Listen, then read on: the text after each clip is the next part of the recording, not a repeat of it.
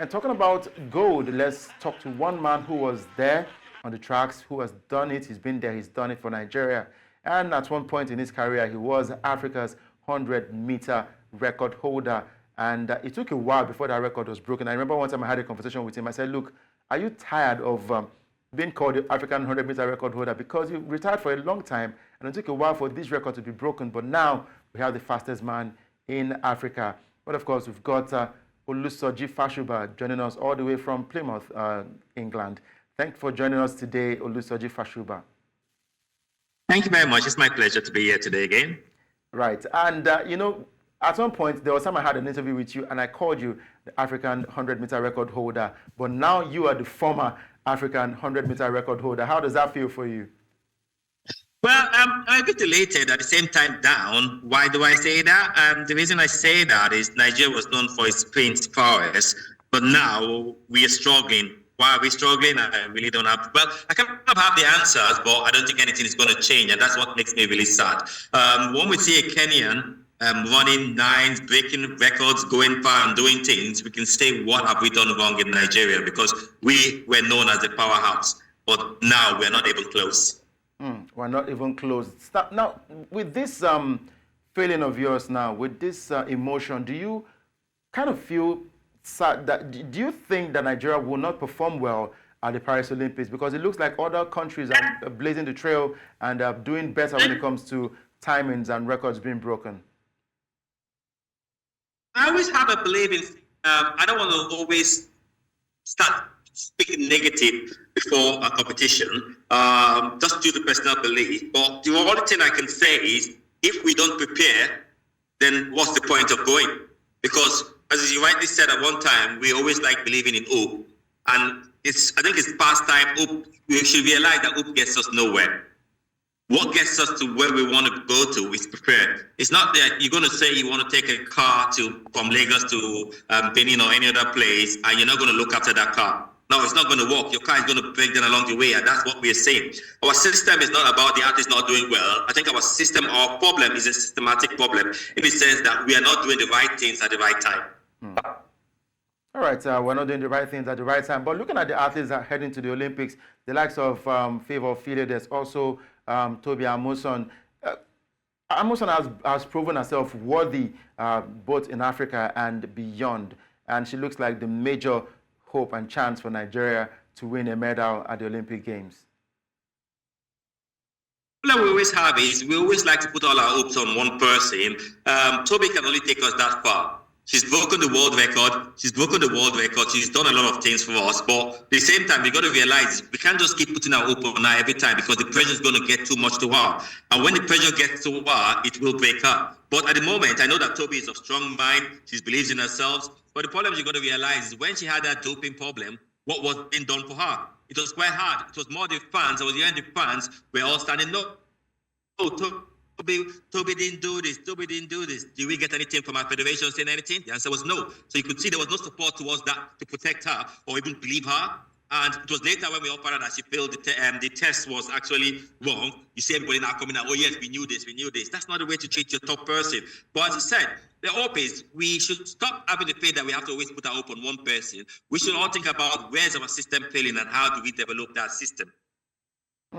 Now, if we're going to talk about the system now, I'll ask you, because you've been there, you've done that. So if you were put in that position to make a change, what are the things that you think we can do rightly to ensure that our athletes can perform better, not just on the African soil now, but also beyond, in Europe and across? I think, first of all, is we've got to try and change our mentality. The mentality we currently have now, we send all our kids to America now, let the America develop our system. What happens to getting some of our developing our athletes ourselves? It's possible. Look at Malaya, the Kenyan athlete. Sorry, I can't pronounce his name properly. Look at the Kenyan athlete. He trains in Kenya, then goes out and runs professionally. Look at the South African. They train in South Africa and go back professionally. But I think our mindset is, take these kids to school in America, and the America will just run our kids down. And when they finish running our kids down, they send us tired kids who are too tired to run the national trials because the timing doesn't fit. And in the long run, we're going to present them that, yes, we're going to win medals. Who sends college schools to go do the work of professionals? That's one thing we need to start thinking. So until we change our mindsets and start believing that, yes, we need to develop our own, and develop them properly. When I mean develop them properly, give the home base. The home base are what is the beginning, is the foundation. If we are not focusing on our home base, we feel, oh, our home base can't do it, let's just develop our foreign base, then we're going to have a lack of home base that are going to get there to that stage. By the time, if we focus on our home base, get them enough competitions, 5, 6, 7 competitions, get most of this home base on payments. Most of them have to trek to the stadium, trek back, because you know what? The good states are more focused on paying the foreign athletes to come and run in national sports festivals. So in long run, you see more than half of our home base athletes are not even on payroll. And then you now want them to get strong. So when you're cutting it from the home base and taking, let's focus on the foreign base, then I'm sure what Nigeria is trying to do is build the roof of a house before the foundation.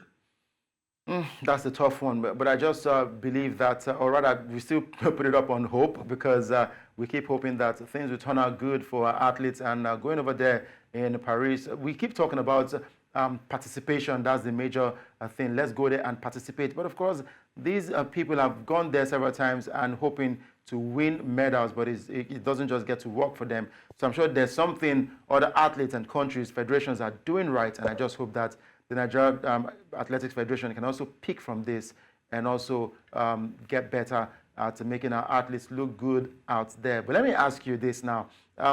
What does it feel like to be an Olympian? Well, I can say the motion is good, because I feel really elated. Anytime I look back, when I was doing it that time, to me, it looked like nothing.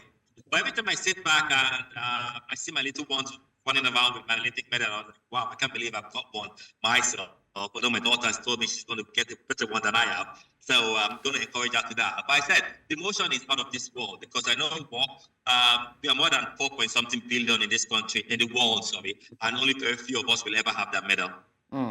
Wow, very few of us will ever have that medal. I don't have one. I talk about every other person that has the Olympic medal, and I'm very, very sure you're very, very proud to own an Olympic medal. And talking about the younger ones now, I would like to talk about your daughter, Annabelle Fasuba, who a couple of months ago, she followed your footsteps and broke a record in the UK. Would you want to take us through that? Well, it was. I was amazed about it. Although I've always known she could do it from a little kid, because I knew she was always fast, always trying to race me. But I didn't know it was going to come so soon. And when she woke up in November and walked up to me and said, "Oh, Daddy, I want to train now," I was like, "Okay, now she's ready." Because people were thinking, "Oh, yes, I'm going to start posting out to do it." No, this was not me. I didn't say that. She just woke up and wanted to start doing it. And within 2 months of training, when I saw her best phase, I was like, wow, she's going to go places. Wow, that's a huge one. And is she anywhere around you? Would you want us to quickly say hi to Annabelle before we let you go? Yes, I can easily get her. Annabelle, I can get her for you, because she was just training. She's been training today because she's got her English schools in 2 weeks. She's one of the biggest racing schools in the UK. So she's really elated, because that's going to be her first time. She just got on 13 yesterday. And for her to do that, I think she's really happy. So she's just coming over now. People want to speak to you. Hi, Annabelle. How are you doing today? I'm good. Yeah, we learned about the record that you broke over there in the UK. Tell us how you felt when you achieved that feat. And I also remember that you spoke and said that you would love to surpass what your dad did during his time. Last time to the race, I felt really good, because I thought I ran really well, because I got a PB for 100 meters, and I really do want to break my dad's records. Nice. Looking at how you've performed so far, what are those things that you're putting in place to ensure that you're staying fit and also focused on the task ahead? Thinking because I think I want to get a PB, so I think I can do it, and I try my best to do it. Training, rest ball. Yeah. You want to talk about your training a bit? Yeah. So you're working on, what are you working on? My arms and my reaction. All right, we would look forward and surely keep tabs on Annabelle Fasuba, and believing that she will go places and will keep tracks on her success story. Thank you very much, Olusoji Fasuba, for joining us today, and we look ahead of more times, because we know that you're actually in the military now. Tell us a bit about the military life before we let you go. Oh, the military life is to me, it was almost like a means of an end, in the sense that I looked at it in Nigeria that if I continued the way it was going, I was going to end up being nothing, just not going to be remembered. Because Nigerians, and this is not me generalizing, but I kind of have, and this is my own personal opinion as well, is that Nigerians tend to forget their stars, and when their stars are dead, they now want to come up together to start raising money to celebrate the star. So I said, before I get to that stage, I better make sure I position my family where I wanted them to be and stuff. And I think joining the military has given me a sense of belief that, yes, I've made the right choice. Because when the legs don't run, you've got something coming, you've got focus, they teach you a lot, I've got educations to look towards and stuff like that. So I think life in the military has really been good for me.